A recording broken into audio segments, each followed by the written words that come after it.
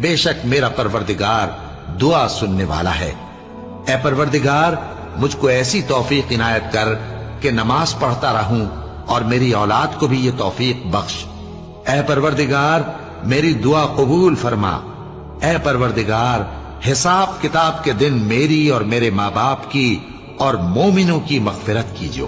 اور مومنوں یہ نہ سمجھنا کہ یہ ظالم جو کام کر رہے ہیں اللہ ان سے بے خبر ہے، وہ ان کو اس دن تک مہلت دے رہا ہے جبکہ دہشت کے سبب آنکھیں پھٹی کی پھٹی رہ جائیں گی اور لوگ سر اٹھائے ہوئے میدان قیامت کی طرف دوڑ رہے ہوں گے، ان کی نگاہیں خود اپنی طرف لوٹ نہ سکیں گی اور ان کے دل مارے خوف کے ہوا ہو رہے ہوں گے۔